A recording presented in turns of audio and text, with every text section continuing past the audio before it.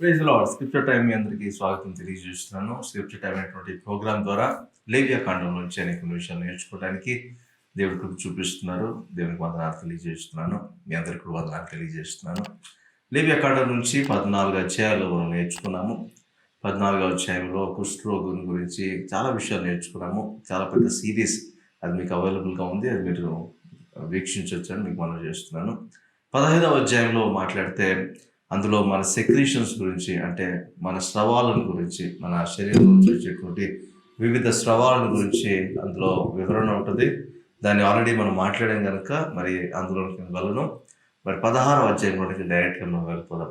లేవియా కాండం 16వ అధ్యాయంలో ప్రాయశ్చిత్త దినము గురించినటువంటి చాలా విషయాలు అందులో మనం చూడగలుగుతాం. లేవియా కాండంలో ఈ అధ్యాయం చాలా ప్రాముఖ్యమైన అధ్యాయంగా మనం చూస్తున్నాం. ఎందుకంటే ఆ రోజున మరి అహరోను ప్రధాన యాజకుడు సంవత్సరంలో ఒక్కసారిగా జరిగేటువంటి ఈ ఈవెంట్లో మరి తను అతి పరిశుద్ధ స్థలంలో ఉన్నటువంటి మందసం ఉన్నటువంటి స్థలానికి వెళ్ళి అక్కడ రక్తాన్ని చిమరాల్సినటువంటి ఒక ప్రక్రియను జరిగించాల్సిన అవసరం ఉంది. అయితే ఈ విషయం కొరకు దేవుడు మొట్టమొదటిగా అహరోను సిద్ధపరుస్తున్నట్టుగా చూస్తున్నాము. అహరోను సిద్ధపరిచిన తర్వాత అహరోను చేయాల్సిన బాధ్యతల గురించి అహరోను తెలియపరుస్తూ, తర్వాత ప్రజలు చేయాల్సిన బాధ్యతల గురించి కూడా ప్రజలకు తెలియపరుస్తూ, వాటిని గురించిన నియమ నిబంధనలు ఈ యొక్క అధ్యాయంలో మనం చూడగలుగుతాం. ఈ యొక్క అధ్యాయంలో మనము అర్థం చేసుకోగలిగిన విషయాలు ఏంటి అంటే, మనం ప్రాయశ్చిత్తం పొందుట కొరకు, మన పాపంలో క్షమించబడుట కొరకు యేసుక్రీస్తు ద్వారా జరుగుతున్నటువంటి ఒక విమోచన కార్యమును అక్కడ మరొకసారి దేవుడు రూఢీపరుస్తున్నట్టుగా, మరొకసారి దాన్ని తెలియపరుస్తున్నట్టుగా మనం గమనించగలము. అందుకే 16వ అధ్యాయం చాలా ప్రాముఖ్యంగా అవసరము. 16వ అధ్యాయంలో జరిగేటువంటి ఈ ప్రక్రియ సంవత్సరానికి ఒకసారి మాత్రమే జరుగుతుంది. మరి ఇజ్రాయెల్ ప్రజలందరికీ కూడా, ఆ ఇజ్రాయెల్ సమాజం అందరికీ కూడా ఇది ఒక పెద్ద విశిష్టమైనటువంటి రోజు అని కూడా చెప్పచ్చు. మరి అయితే ఆ రోజున మరి ఎలా ప్రవర్తించాలి అనేటువంటి విషయాల గురించి మోషేతో దేవుడు కొన్ని మాటలు మాట్లాడుతున్నట్టుగా మనం చూస్తాం. లేవియా కాండం 16వ అధ్యాయం మొదటి 2 వచనాలు మనం చూద్దాం. ఒకసారి చదివి. అహరోను 2 కుమారులు యెహోవా సన్నిధికి సమీపించి చనిపోయిన తర్వాత యెహోవా మోషేతో మాట్లాడి ఇట్లా, నేను కరుణాపీఠం మీద మేఘములో కనబడుదును గనుక నీ సహోదరుడైన అహరోను చావకు ఉండునట్లు అతడు మందసం మీది కరుణాపీఠము ఎదుటనున్న అడ్డతెర లోపలికి ఎల్లప్పుడూ రాకూడదని అతనితో చెప్పుము. ఇక్కడ విషయం చూడండి, ప్రాముఖ్యంగా ఇక్కడ టాబర్నకిల్ సెటప్ చేసేసారు, ప్రత్యక్ష గుడారాన్ని పెట్టేశారు, అక్కడ బలులన్నీ అర్పించబడుతున్నాయి. అయితే ఎవరికి వాళ్ళు ఏ బాధ్యతలు వారికి అప్పగించబడ్డాయో, ఎక్కడెక్కడ ఏ ఏరియాస్లో వాళ్ళు పనిచేయాల్సి ఉందో అది వాళ్ళు సక్రమంగా నిర్వర్తిస్తున్నారు. ప్రత్యక్ష గుడారం చాలా బిజీగా అక్కడ వర్క్ జరుగుతున్నట్టుగా మనకు తెలుస్తుంది. అయితే ఎప్పుడు పడితే అప్పుడు ప్రధాన యాజకుడైనటువంటి అహరోను మరి తెర లోపల ఉన్నటువంటి అతి పరిశుద్ధ స్థలంలోనికి వెళ్ళకూడదని దేవుడు మోషేతో ఖండితంగా మరి తెలియజేస్తున్నాడు. ఎందుకు ఇలా జరుగుతుందంటే, అహరోను కుమారులు 2 కుమారులు వారు తెలియబడిన ఒక అగ్నిని, అంటే ఒక ధూపాన్ని దేవునికి ఆ తెర దగ్గర వేసినట్టుగా మనం చూస్తున్నాం. అలా వాళ్ళు వేయడాన్ని బట్టి దేవుడు నిర్దేశింపని ఏ విధమైనటువంటి ఒక ధూపాన్ని వారు అక్కడ వేసి వారు దేవుని ఉగ్రతను కొని తెచ్చుకున్నారు. తద్వారా వాళ్ళు చనిపోయారు. ఆ చనిపోయిన విధానాన్ని చూసిన తర్వాత అందరికీ చాలా భయం అయిపోయింది. అయితే దేవుడు మోషేతో చెప్తున్న మాట ఏంటంటే, ఈవెన్ అహరోను ప్రధాన యాజకుడు కావచ్చును, అహరోనుకి గొప్ప విశిష్టతలతో కూడినటువంటి బాధ్యతలు అతని మీద ఉండొచ్చును గాక, కానీ అహరోను కూడా ఎప్పుడు పడితే అప్పుడు, ఎలా పడితే అలా ఒక పద్ధతి లేకుండా మరి అతి పరిశుద్ధ స్థలంలోనికి రాకూడదని దేవుడు తెలియజేస్తున్నట్టుగా చూస్తాం. ఎందుకు అతి పరిశుద్ధ స్థలంలోనికి ఎవరు పడితే వాళ్ళు ఎప్పుడు పడితే అప్పుడు రాకూడదు అని చెప్తున్నాడు అంటే, అతి పరిశుద్ధ స్థలంలో దేవుని మందసం ఉండడం మనం చూస్తున్నాం. దేవుని మందసం ఎక్కడ ఉంటుందో మందసం మీద ఒక కరుణాపీఠం అనేది ఒకటి ఉంటుంది. కెరూబులు 2 కూడా కరుణాపీఠం మీద ఈ విధంగా వాలి మనకు కనిపిస్తాయి. ఆ కరుణాపీఠం మీద దేవుని సన్నిధి ఉంటుంది.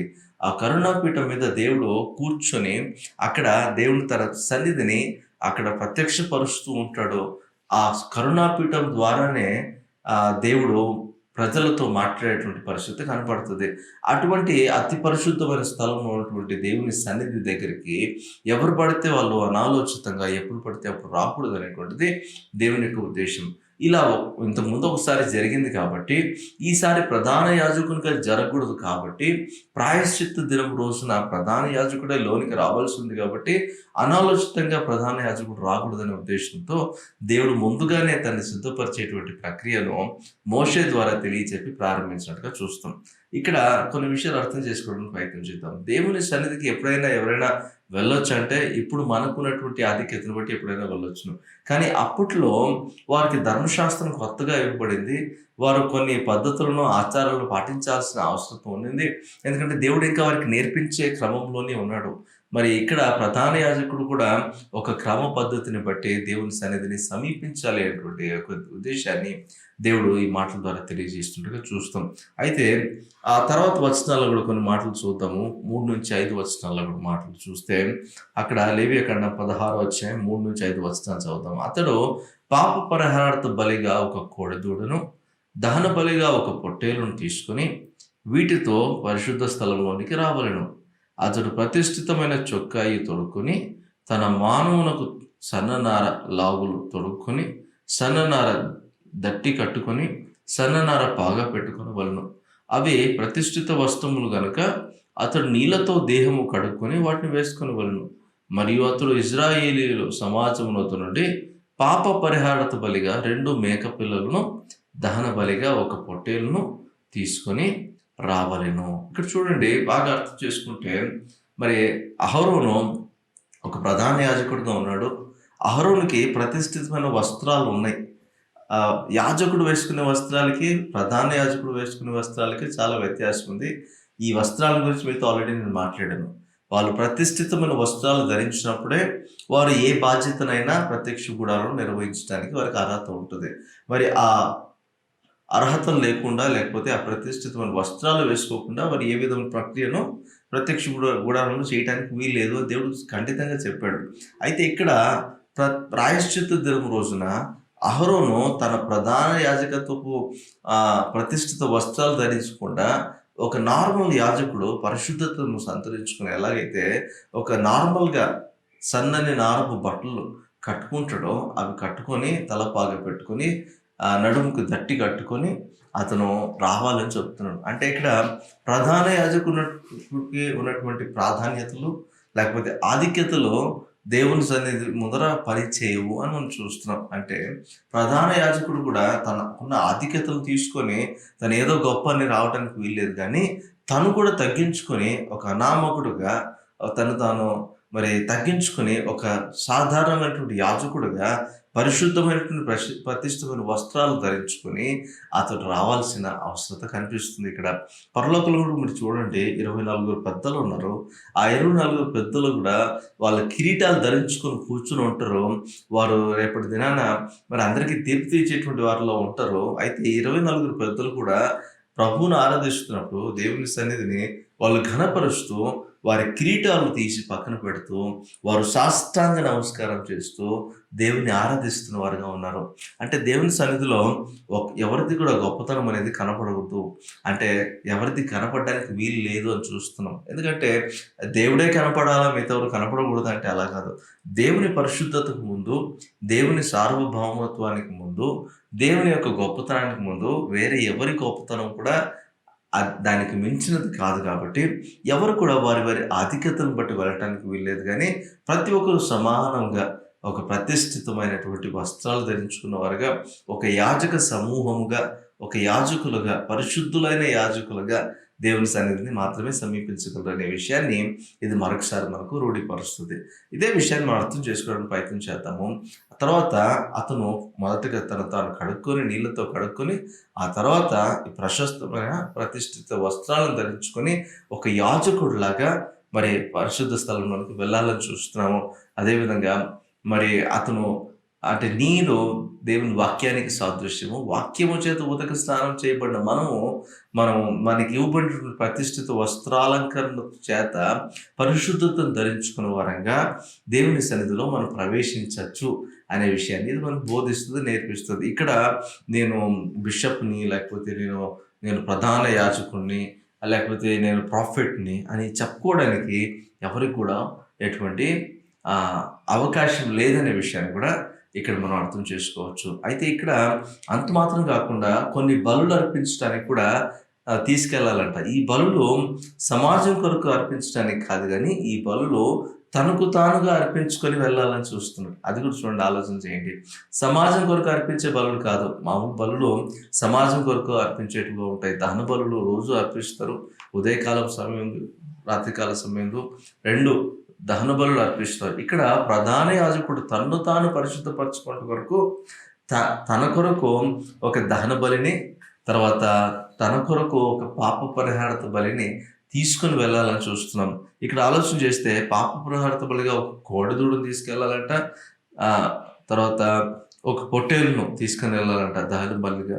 వీటన్నిటిని తీసుకొని పరిశుద్ధ స్థలంలోకి వెళ్ళాలా. సమాజం కొరకు మాత్రము 2 మగ మేక పిల్లలను తీసుకెళ్లాల్సిందిగా, దహన బలి కొరకు తీసుకెళ్లాల్సిందిగా దేవుడు అక్కడ ఆజ్ఞాపిస్తున్నట్టుగా చూస్తున్నాం. రోమీయులకు రాసిన పత్రిక 5వ అధ్యాయం మొదటి 2 వచనాలు మనం చూస్తే, యేసుక్రీస్తు ద్వారా మనకు అనుగ్రహించబడిన ఆధిక్యత ఏంటినంటే, ఆయన ద్వారా, ఆయన కృప ద్వారా, ఆయన చేసినటువంటి బలియాగం ద్వారా దేవుని సన్నిధిని ఎప్పుడైనా మనం సమీపించడానికి దేవుడు మనకు అవకాశం ఇచ్చాడట. కానీ ప్రధాన యాజకుడు వెళ్ళాలంటే కూడా ఎంత ప్రయాసపడాలో చూడండి.